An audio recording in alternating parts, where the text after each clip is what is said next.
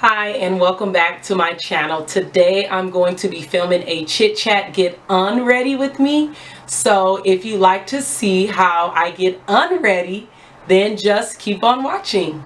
I wanted to do a chit chat get unready with me just because that's what I decided to do for this particular video.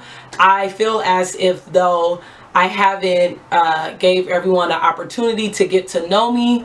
I just wanted to take the time to thank everybody for a landmark. I have 108 subscribers, so I just want to thank everybody for that. That is a landmark for myself, so somebody's watching, I'm affecting somebody's life, and that's what matters. So if you like me, tell people about me. I think I'm a pretty cool person. I'm down to earth and I'm relatable. So I'm going to be getting unready, and I'm just going to talk to you about who Sheena, aka Sheen Boo, is. And so let's just get right into it. So I'm going to be using the Equate Beauty Nighttime Soothing Wipes to remove my makeup. Even though these are already pretty moist, I'm excessive, so I like it really moist. So I'm just going to spritz it with some water. And I don't really have a particular way that I like to take off my makeup. I just take it off. So I'm just going to pull my hair back very quickly.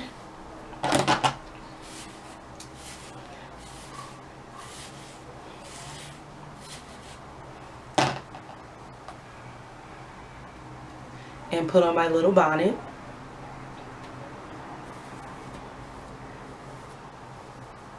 Later on, I am going to put it in a wrap, but just for now, to get it out of the way, I'm just going to put this bonnet on. So, anyways, my name is Sheena, but I go by Sheen Boo. That's my nickname, so call me whatever you want, Sheena or Sheen Boo. So just a little bit about myself.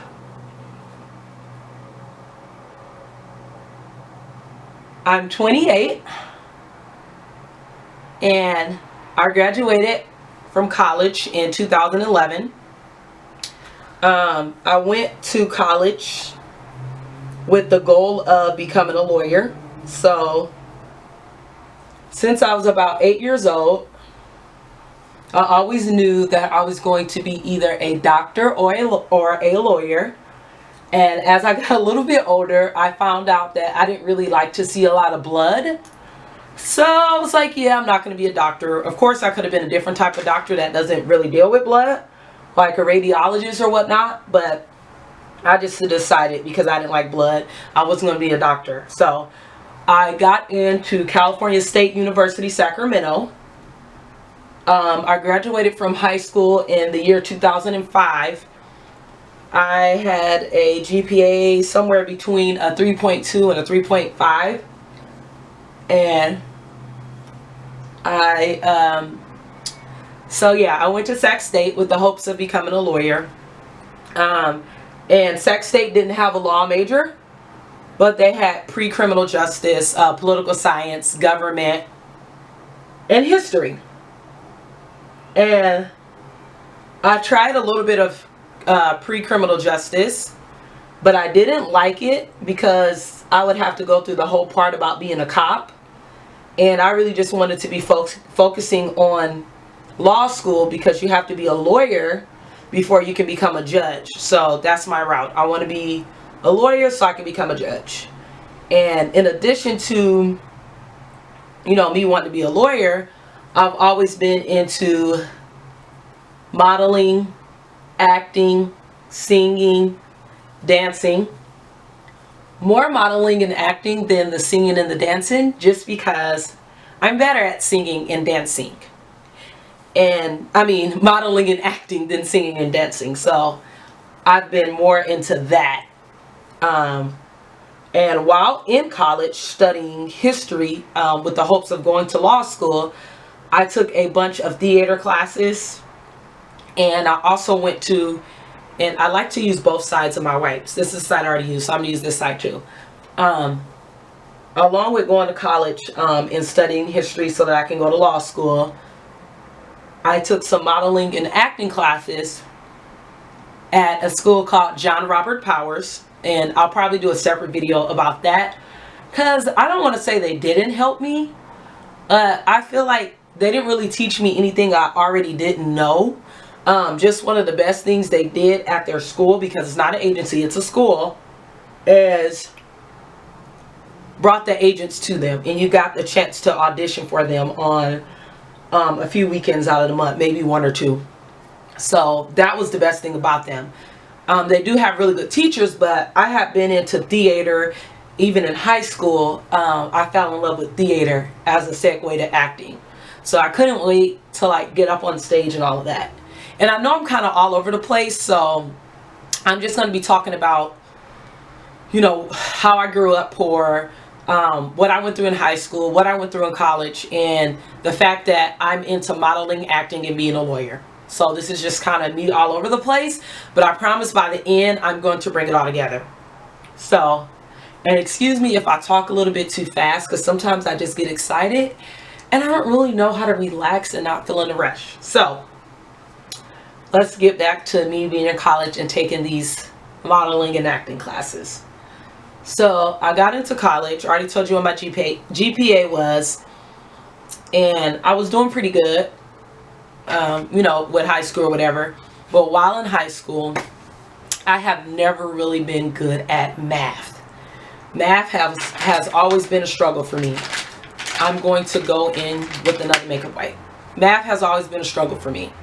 So while I was in high school, I took algebra 3 times before I passed it, but thank God, thank you Jesus, that I passed math. So when I got to college and I had to take those entry-level exams, I didn't do so well. The entry-level exams are to see where you place in math or in English to get you into a class. So I didn't place in either math or English. So I had to take entry-level math to get me prepped to go to the first level of math. So I took entry-level math, and I took it 7 times. 7 times before I passed it. 7 whole times. Only Jesus. Only Jesus got me through that. Entry-level math 7 times before I passed it in college. So most of college, it wasn't really hard. It was just in content. It was hard just time managing and keeping up with the work. But math, it was hard. So I took that 7 times before I passed it.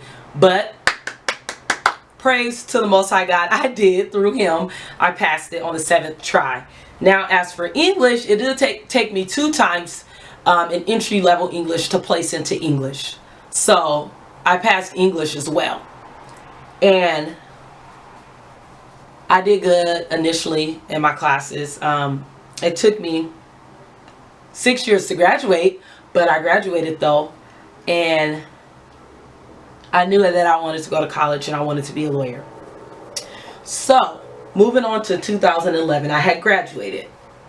And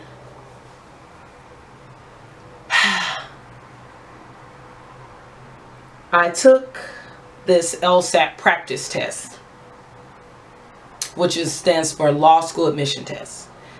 I took the Law School Admission Test, and after taking the practice test, which just proved that I need to take the prep course, so I took Kaplan Test Prep. So while I was trying to take that class, they shut down my job at the grocery store. So they shut down my store and they transferred me to another store. So I get to this new store and I have a boss, and she was like the Hitler of grocery store bakeries. In fact, they called her Hitler. Yes, they literally did call her Hitler at this store. And I felt like this lady was just assigned to test me. And this lady literally told me to shut up and stop talking to her. Okay, last time I checked, I was grown. And my mom didn't even talk to me like that no more. So they closed my store down. They sent me to this other store. And I wasn't doing good. I just went to work and I was quiet. And anybody knows me knows that I'm loud, I'm talkative, I'm outgoing. And I'll be quiet if I feel like I have to, but I would prefer to talk. So we had this big meeting because we were union with the union rep, the store director, the Hitler Bakery supervisor, and myself. And they said that I need to give the lady dialogue. So I told them the reason that I don't talk is because the lady told me to shut up and stop talking to her. So I didn't know it was okay to talk anymore. And they were like, well, you need to communicate. You need to give her some dialogue. So I give this lady some dialogue. And she wrote me up. The first time after that I decided to talk after she told me to shut up and stop talking to her. So I was like, you know what? I don't have time for this. I need to figure out what I'm going to do with my life. I had already registered to take the law school admission test prep class before my old store closed down. And they knew about it. So I told the lady, my Hitler supervisor at the bakery, I told her that I had a law school prep course a month before it started, because I had just got to the store like a month before it started. And excuse me, I told her that I had to take this prep class, and she was like, okay, that's fine, just let me know when it gets closer and I'll, you know, work around your schedule or whatever so that you can get in law school. And I'm like, okay, cool. So I tell this lady like a week and a half before the class starts, so when it's time for her to make the schedule, she can put me on the schedule so that I can go to school. And she said I never told her. And she didn't remember. Mind you, this was after all the drama happened and I had to meet and she told me to shut up and all of that. And I'm like, are you serious? So I registered for these classes, stuck working at, so I'm stuck taking these, working at this dead-end job, and I just want to go to law school and I want to model and act as well. So this lady did not give me all the days off that I needed to go to this class. Mind you, my church took up a collection and they came up with $1,000, right, $1,000 for me to go to this law school admission test prep class with Kaplan. So the class, it was like a month and a half long class, and when the class was over I took the test anyway because I was like, I got to get out of here. I've been working at this store, my previous location, for 7 years. At this point I've been at this store for like 6 months, and I was like, I got to get out of here. I can't do it. So I didn't pass the class, of course, the test, because I didn't make it to all the classes. I was disappointed. Mind you, I still have this modeling and acting thing that I want to do on the side. Well, what I forgot to mention earlier is when I had a year of college left, I finally made a callback after a year of auditioning at the acting school I was at. I made a callback. The agency is called Crystal Bullock Casting. They're an amazing agency. They do a lot of work with Nickelodeon. And at the time, I was like, I don't know, 20, 23.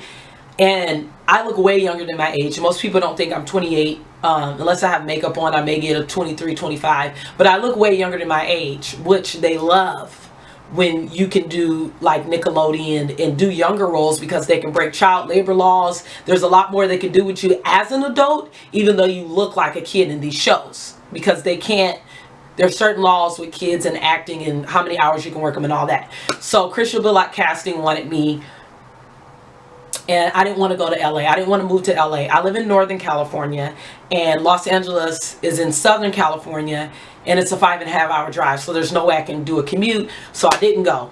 So not only did I not get to go to become a professional actor, I'm now still at my grocery store job that I've been at for almost 8 years, and I didn't get into law school either. So I ended up just studying on my own. I got a transfer to another store with my original boss that had hired me 7 years earlier. And I was like, okay, thank God I got to the store. I have a new boss. And I was like, okay, I'm just going to study on my own, and I'm going to try to take this LSAT.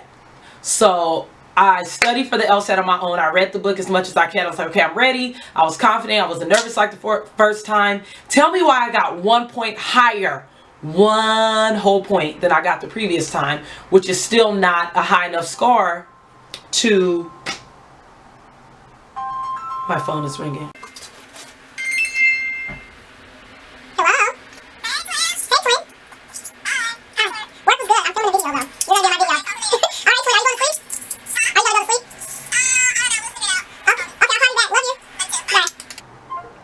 Sorry, that was my best friend, aka twin. So I took the LSAT again and I didn't pass it. So the way the LSAT works is the lowest you can get is 130 and the highest you can get is 180. So in order to get in law school, you need to be at least a 145. High 150s would even be better. And if you're like a super genius, you're going to get closer to 180, which is really not that heard of. So I didn't do good. So I continued working at the grocery store for about 2 more years. So 9.5 years I worked at the grocery store. So I just say 10 because it's easier than saying 9.5. So I worked at the grocery store for 10 years and I was just stressed out. I went out on stress leave twice. After that, after working at the job for 9.5 years, I went to another customer service job at a well-known health insurance company, and I just couldn't do it. I just felt like I wasn't living anymore. And I just decided that I couldn't do customer service, but I needed an outlet to where I could still be creative. I could still get that modeling aspect. I could still get that acting aspect. I could still get my love for fashion in there. And I'm really into makeup. So I was like, there has to be something else I can do until A, I become a lawyer, or B, I get in the entertainment industry. So that's how I decided to start a YouTube channel. And I came up with so many excuses why I couldn't start a YouTube channel. I gained weight. I don't have enough money. All these excuses, normal stuff why I couldn't do it. I don't have the right equipment, but I ended up starting a YouTube channel anyway, and YouTube has become life for me, literally. There's a common phrase out where people say, it's giving me life, it's giving me life. Nothing really gives me life but God. He's my creator. I worship him, so he gives me life. But when I say YouTube gives me life, it gives me life in that I can express myself, and I can get in front of a camera and I can use makeup and I can use clothes just to tell my story, to reach people, to just say, hey, I'm Sheena, I go by Sheen Boo, and I'm a regular person just like you, and I have real struggles, but I'm making it, and I'm passionate about what I do. And I really feel like I really don't want to cry on camera. That I'm still into modeling and acting and singing and dancing, but until I could do that, I found another outlet, and I absolutely love YouTube. And I love how I can just be me, and nobody really has control over it. This YouTube is my space, and that's really just the beginning of who I am. Is so much more to come. I really want to end this because I don't want to cry, but what I'm going to do is wash my face, and I'll be right back, and I'm going to show the rest of my routine getting unready with me. So I'll be right back. Alcohol free toner for me. I'm going to take a little bit and tilt it till it gets nice and juicy. Well, it ain't getting juicy. So I'm going to just put this on my face as a toner. And I love this stuff because it smells so good. And it smells like fresh roses, but it smells better than real roses. It's just fresh. And I love the smell, and I love, I feel like it fades my dark spots really well. And it just really gives my skin, you know, a glow. So I just really, really, really love this stuff. And I just drag it all over my face, and I go a little rough around the nose because any whiteheads that I miss while scrubbing my face, or washing my face I should say, I want to just saturate that and just really get in there. Sometimes I'll just take my nail a little bit, but I don't like to do that too much. And I just kind of let it dry into my face.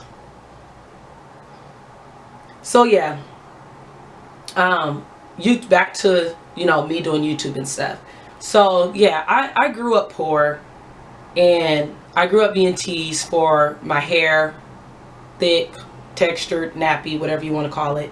I prefer textured, so thick and textured. It was long, but it was still, you know, kind of had that nappy texture to it. And I got teased for my hair. I got teased for my voice.